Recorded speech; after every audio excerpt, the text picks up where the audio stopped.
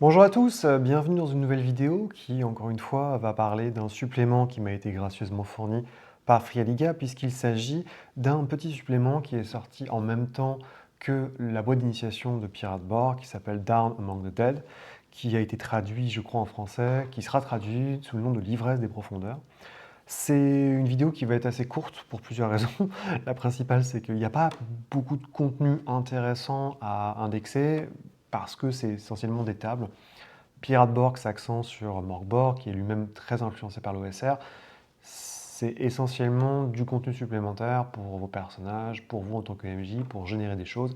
Il y a quand même un scénario à la fin qui est sous une forme assez particulière, puisqu'encore une fois, on est sur de l'OSR, ce qui veut dire que la majorité des choses on vous promet un bac à sable, un terrain de jeu, et après, c'est à vous en tant que MJ, en tant que joueur, de voir un petit peu ce que vous allez faire. Donc déjà, on remarque que c'est assez chouette, hein, la couverture est en relief, c'est plutôt sympa. C'est un petit format, hein, c'est toujours pareil. On commence, donc le clou de ce bouquin va être sur les morts vivants et sur la vie après la mort. On a une carte qui représente le locker. Donc le locker, c'est le coffre. Quelque part, c'est l'endroit où les pirates, donc vos PJ, arrivent une fois qu'ils sont morts, qui est une sorte de purgatoire, situé tout au bas, enfin tout au fond de l'océan avec des squelettes qui luisent dans la nuit notamment, et plein de choses absolument monstrueuses. On a des... Donc l'idée c'est de vous faire jouer vraiment dans le locker, comme si c'était une destination comme une autre, sauf que bon, vous êtes mort-vivant, ce qui va impliquer quelques changements. Mais il y a tout un tas de quêtes, il y a plein de petites choses à faire, vous pouvez rencontrer plein de gens, vous pouvez rencontrer Charon, vous pouvez rencontrer la dame qui gère qui chapeaute tout ça, et évidemment, vous avez peut-être la possibilité de revenir à la vie. Ça, c'est un ensemble de rumeurs. Hop. On commence par des classes supplémentaires, avec notamment l'antiquaire, qui est une classe, donc quelqu'un qui est plutôt spécialisé dans la fouille et la recherche. Il a des problèmes, il a des phobies qu'il a développées au cours de ses recherches, mais d'un autre côté, il va aussi avoir plus de talent pour trouver des reliques ou des compétences un peu poussées que les autres joueurs n'auront pas. Puisque le jeu, on rappelle, hein, il n'y a pas forcément de compétences, il y a juste des stats assez simples et lui possède un peu plus que les autres. On marquera une belle petite référence, à mon avis, à Monkey Island, l'introduction du numéro 2. Les profonds, qui ne sont pas forcément méchants ici, hein, c'est donc des hommes-poissons, tout simplement. Il y a différents types d'hommes-poissons que vous pouvez avoir selon l'endroit où ils ont émergé. Est-ce qu'ils sont vraiment tout au fond, c'est des anciens? Est-ce qu'ils vivent près des sables? Est-ce qu'ils sont plus ou moins en profondeur, en fait, selon leur origine? Donc vous choisissez une origine, et une fois qu'ils ont gagné un niveau, qu'ils ont un avancement, vous pouvez leur donner un trait spécial, donc comme une classe selon leur origine, pour qu'ils soient guerriers ou magie ou chaman, donc lancer des sorts. Et enfin, l'âme mort-vivante, c'est... non, attendez, je dis des bêtises.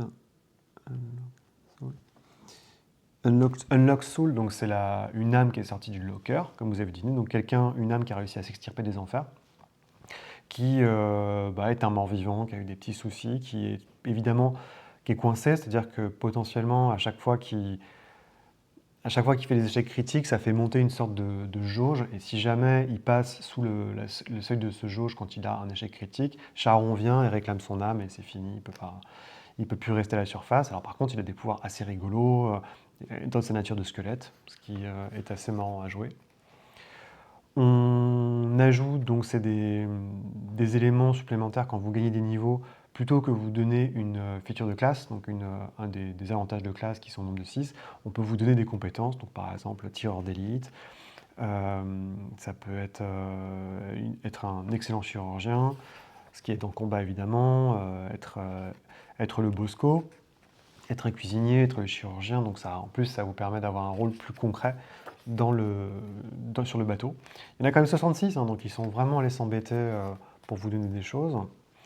Les apocalypses, donc qu'est-ce qui se passe quand l'apocalypse, puisque Pirate Borg comme Morkborg prépare à l'avènement d'une apocalypse qui est inéluctable. Et là, c'est bon, qu'est-ce que vous faites? Quel est votre objectif durant durant l'Apocalypse. Donc évidemment, c'est un des 66, et il y en a d'autres, c'est trouver tous les aristocrates, les tuer. Finalement, je fais rien parce que ça m'énerve, ou je continue comme si de rien n'était. Des petites règles supplémentaires, ouais, c'est un peu débile. Si vous portez un chapeau de pirate, vous avez une compétence bonus quand vous commencez. Faire des jets explosifs. Donc quand vous faites un critique, vous pouvez, chaque fois que vous faites un 6 ou le maximum sur le dé, vous pouvez relancer. C'est vous qui voyez, avec des modes héroïques où c'est plus simple, des modes cauchemardesques où vous en prenez plein la tronche. Un générateur de Jolly Roger, donc de votre drapeau de pirate.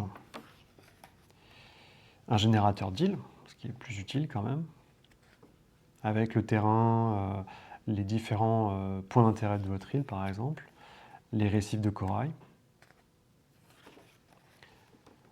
Donc un exemple quand vous créez votre propre carte, avec ce que vous pouvez tomber, des anémones.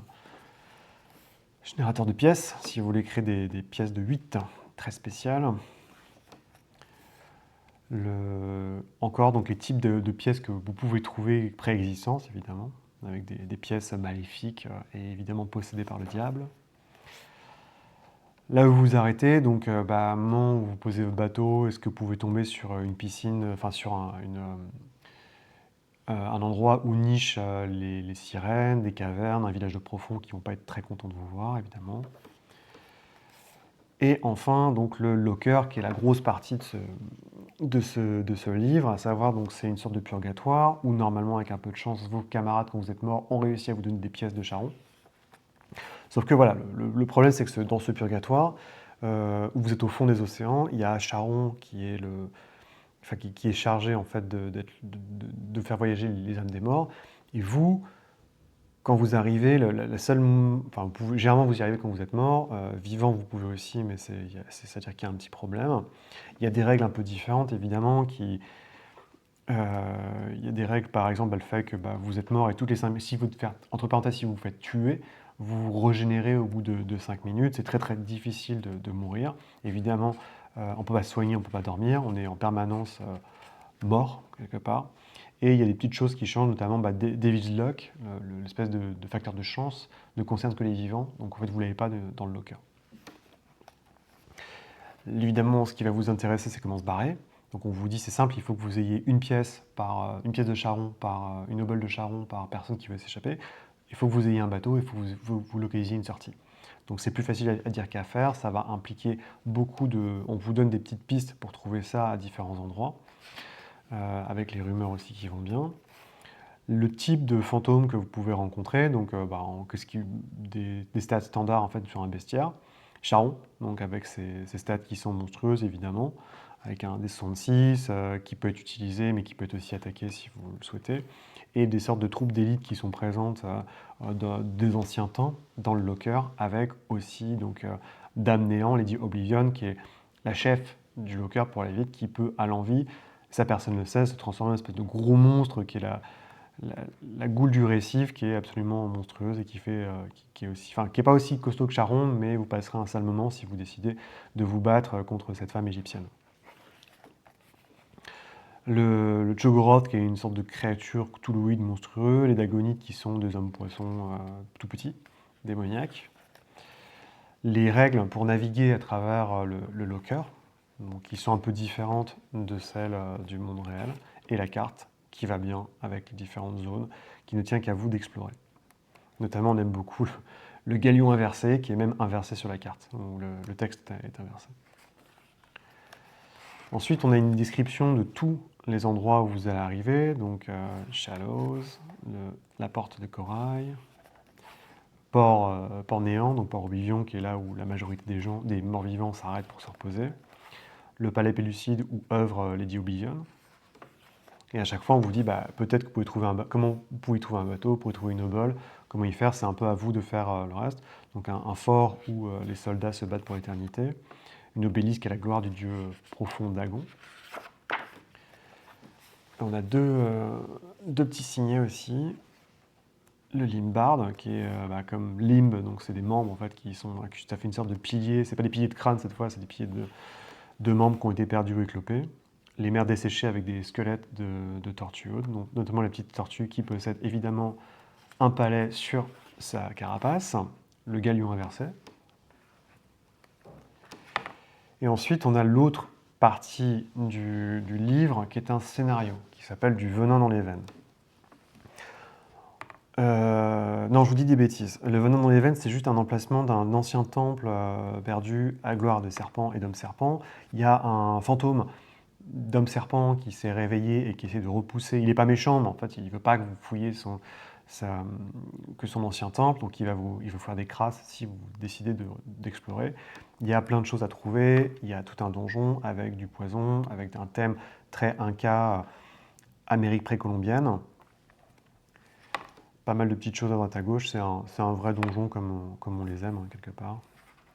Et vous voyez, c'est assez dense. Hein. C'est quand même un gros morceau qui va sur plus d'une trentaine de pages. Ensuite, on a des règles supplémentaires si vous voulez jouer au perroquet à 3 yeux, qui est un autre système de jeu. C'est juste 2 petites pages.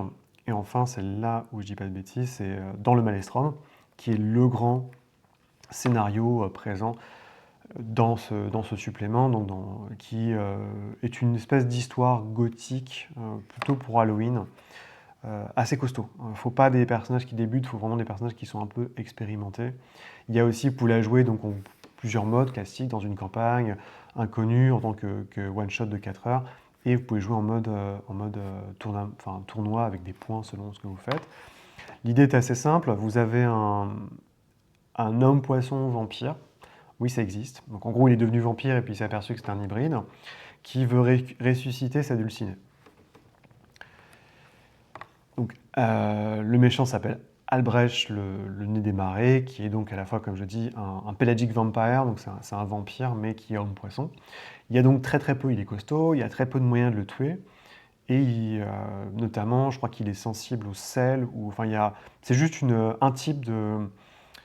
Il a juste un type de faiblesse que personne ne connaît de base, mais qui peut être assez bateau si on cherche et vraiment trouve les bonnes choses à trouver.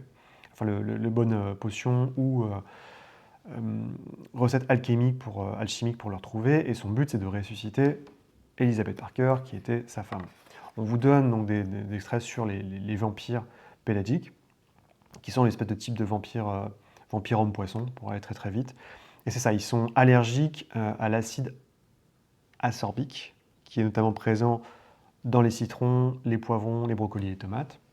Donc voilà, ça peut être très simple. En fait, il suffit de mettre du jus de tomate sur votre épée, et avec ça, vous pouvez plus faire passer un seul quart d'heure.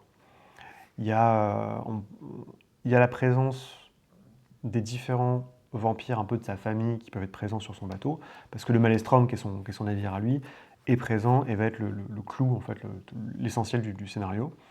Et voilà ce qui se passe si jamais vous ratez le scénario.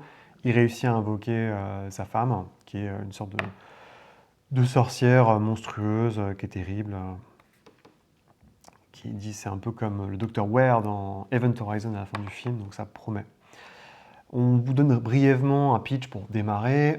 C'est une parodie un petit peu aussi de la malédiction de Strahd, puisque ça commence avec un diseur de bonne aventure qui va vous donner des éléments sur le destin avec des personnages, en vous donnant des teasings sur qui sont les prisonniers présents dans Maelstrom, comment trouver le rituel ou des éléments pour vous aider à empêcher le rituel et détruire Albrecht.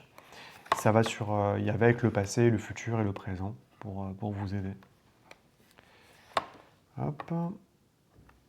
Ça va assez loin. Ensuite, on a l'endroit où va se dérouler avec donc évidemment le Maelstrom qui est présent, mais les îles mortes que vous pouvez explorer pour essayer de vous donner un avantage pour lutter contre Albrecht et stopper le rituel. Le Maelstrom, lui, est décrit en long, en large et en travers, avec ses différents ponts, les différentes pièces que vous pouvez y trouver, les prisonniers qui sont tirés au hasard pour savoir qui vous avez, et en tirant toujours avec le paquet de cartes, trouver les différentes rencontres que vous pouvez faire dans les différents endroits du bateau. On a une description donc plan par plan des éléments avec notamment des araignées géantes, des zombies, des espèces de dragons, des rats, tout y passe. C'est c'est pas un scénario très simple, encore une fois, même si la présentation est un peu, vous faites la vôtre.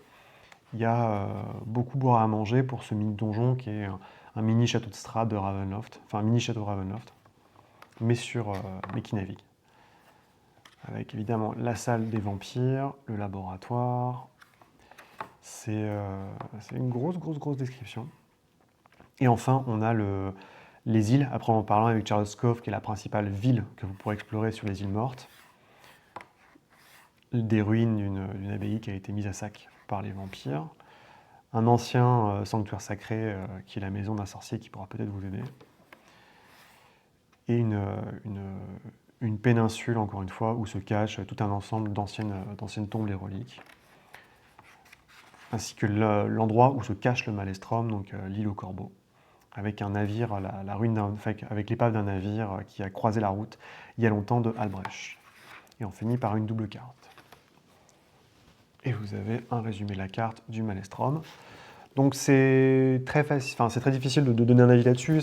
Si vous aimez Pirate Borg, ça vous fera plus de Pirate Borg, ça vous donne un scénario supplémentaire, voire avec un donjon, des éléments assez rigolos si vos joueurs s'amusent bien, mais qu'ils ont tendance à mourir beaucoup, que vous avez un TPK, donc un total party kill, que tous vos joueurs meurent, bah, ça peut être une bonne occasion de remettre une pièce dans la machine, littéralement, puisque c'est une obole de Charon, et d'aller à la surface, aller au purgatoire, donc au locker, pour essayer de revenir, de tricher et de revenir dans le monde des mortels. Il y a un scénario très gothique. C'est un ouvrage qui est idéal pour Halloween, concrètement, même si déjà Pirate Borg est quand même très axé sur le surnaturel, les monstres. Mais là, on peut encore rajouter une couche, donc soit le jouer un peu soit vraiment faire de l'horreur gothique, soit carrément aller dans un délire façon Étrange Noël de Monsieur Jack.